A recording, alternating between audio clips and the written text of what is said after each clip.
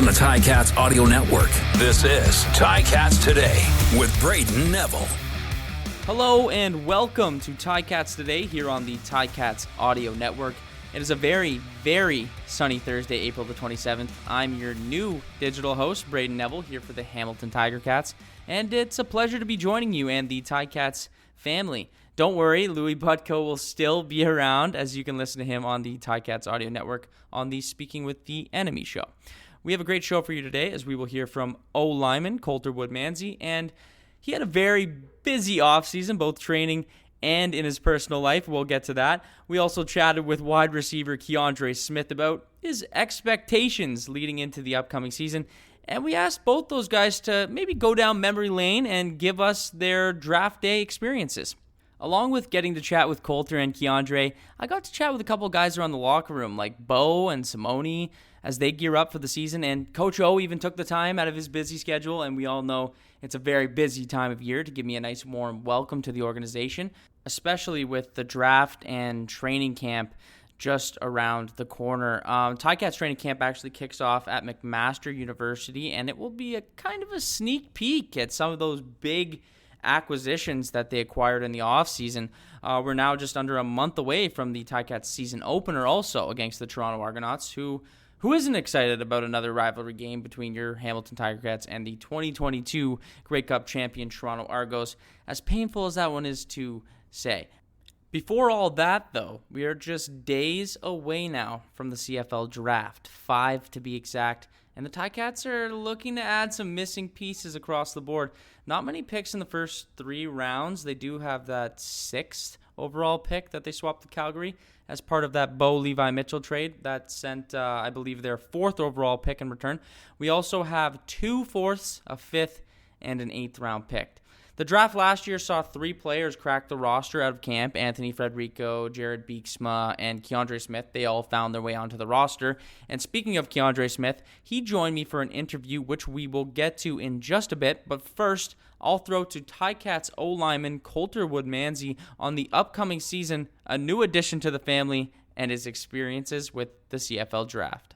Now, Coulter, with the CFL draft upcoming, there's a lot of buzz around the CFL of who's going where, what players we could see in CFL uniforms for next season. Obviously, you being drafted in 2020 as a first-round pick, I just wanted to get a little bit of your experience leading up to the draft. At what point did you realize the CFL was a real possibility for you? I always thought it was a possibility while I was going through school. It's always the dream. It's the dream of a lot of guys in youth sports and the NCAA is go and play pro ball and get the opportunity to go. When it became more real was East-West, and then coming up, getting ready for the draft and the combine and everything. I had a very weird year because obviously 2020 COVID and the combine was canceled and everything leading up to it, and you couldn't do anything in person, but it was pretty cool. When it became really real, like this is actually going to happen, hopefully, was that I'd say East-West, my 3rd year at Guelph. Now, you get drafted to a place not far from home, obviously coming to the Hamilton Tiger Cats. Tell me a little bit about hearing that this was the place you were going to be playing. Oh, I couldn't be more happy. Being local, having family around, that was amazing. But also just the organization, the people involved, the teammates I knew I was going to have, Coach O, everyone else. As soon as I got drafted, I could just tell the people that were here. I also knew that from players who had played here before and guys that I knew that this was just an amazing family. It's a great home. It's a great place to play. And everything that I thought is what it's been. Everything it's advertised is who the people are. So the coaching, the front office, the organization, the staff, like everything, as soon as I was drafted, just took me in, made it feel like I was at home with family. And it's been amazing ever since. I couldn't be happier. Now, obviously, you don't necessarily know where you're going prior to the draft, but did you have an idea of maybe some options or some teams that were looking at you? Honestly, it was such a weird year going in because you didn't get to talk to anyone face to face. I did Zoom with most teams, or at least a phone call, and I did get an in-person interview with Hamilton prior to the year before, like before the season in 2019. But it was such a weird year. I had no idea what was going to happen. And then like that included, and just also the uncertainty around being drafted and where you're going to go and how high or how low and what team. I had no idea where I was going to end up, but I was happy I went where I went, man. And so now you go to your first training camp. Just tell me a little bit about the adjustment of going from the university game to the CFL. The adjustment's pretty big. Obviously the talent level goes up, the expectations go up, the commitment goes up. Even though if you want to get here, if you want to get to playing the CFL, you have to have very high commitment, high standards, high everything to get you to this point. But everything, the bar raises, and it does the entire time you're there. From the day one of training camp to day two, the coaches are always expecting more, and then all the way through the season until you get to the Grey Cup, and then the off season's the same thing. Nothing goes down. Training camp, like my expectations going in were that this is going to be an uphill battle where I'm going to have to earn everything that I get and fight to see the field and to do what I can to help the team get better. It's been amazing.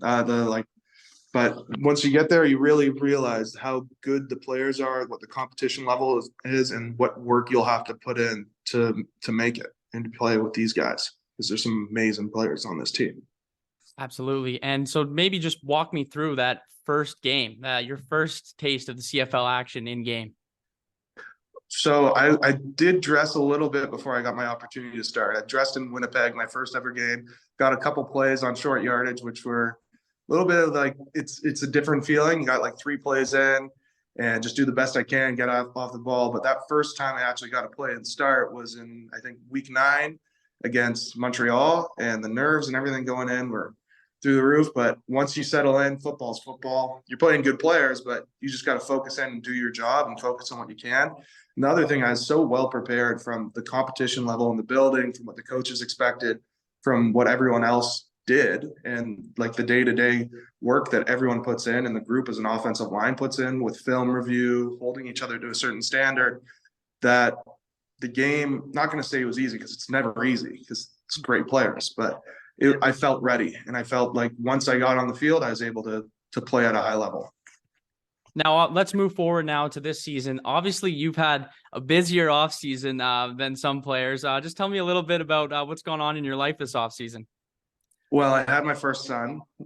His name's Mickey. He's been amazing, and that's definitely been something. He's the best. And my wife has been amazing. She's a rock star. Also, today is her birthday, so I just want to give her a shout out. Happy birthday, Shelby. Happy birthday.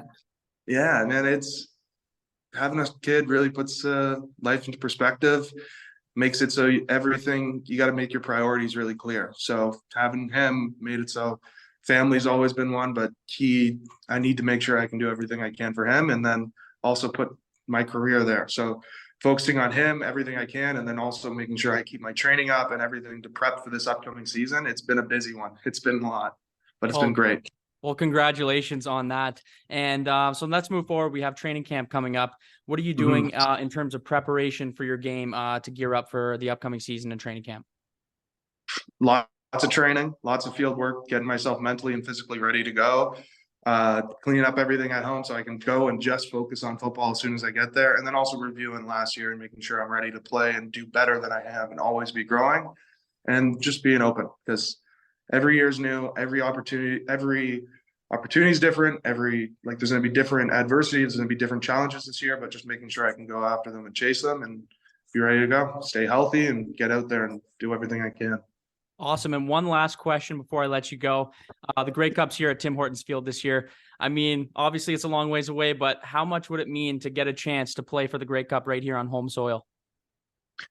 It'd be amazing, but we got to focus on today. I had the chance back in 2020, and last 2 seasons ago. But yeah, it would be amazing. But again, today's what the focus is: getting ready for training camp, and then day 1 of camp when it comes, and we take it one day at a time. But that's obviously the goal, and we're going to make it there.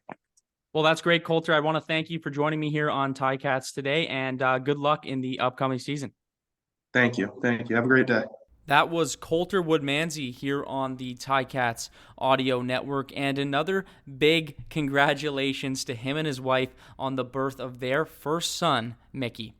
Coulter is a great example of some local talent that worked hard through that U Sports system from a Guelph team that's produced a ton of CFL talent over the years, including our next guest I got the chance to talk to, and that is last year's 4th round pick, Kiondre Smith.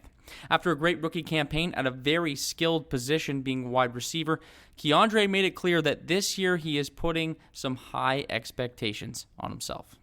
Now, Kiondre, I wanted to talk to you a little bit about your experience leading up to the draft last year. With all the draft projections that are coming out around the league, when did you realize that being drafted was a very, very real possibility? It was more so just our team had a good season. I had a good season for myself personally in my 4th year after the COVID year. So I decided I might as well come out early, and then I didn't need to wait for this year. So I just took the opportunity when it presented itself. Now, you get drafted by the Hamilton Ticats, and you know how passionate the fans are here and how great the organization is. What's going through your head when you hear your name called to the Ticats? Well, I mostly just knew that I was going to a good organization with a fan base that really stands behind their team. So I was excited to come to Hamilton because it's one of those CFL cities that really supports their team and really gets behind the football team and follows you guys no matter what you guys do. So, and I appreciate the accountability that the fans hold us to. Yeah, for sure. That very passionate fan base. Your first CFL training camp starts. Okay, I'm taking you back here. It's what kind of adjustment is that like going from U Sports to the CFL? It's an adjustment in pace, right? Because the game it's faster, but it's slower, right? Everyone kind of knows what their responsibilities are. You're held to more accountability. You have to be in the right place at the right time, and there's a bit of a size difference.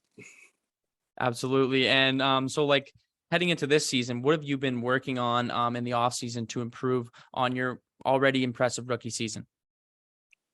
Just how to become a more quarterback friendly receiver, got a little bit bigger, not too much, working on my routes, just working on my craft all the way around. So it's been an off season to improve and to just work on all the stuff that we need to work on to be a cohesive unit out there on offense. And what are your expectations for not only yourself, but also for the team heading into the season? Well, personally, my expectations are most outstanding Canadian. And for our team, we need to win a Grey Cup, right? It's kind of that mentality with the team that we have, the guys that we've surrounded ourselves with, and the way our organization has been approaching this season.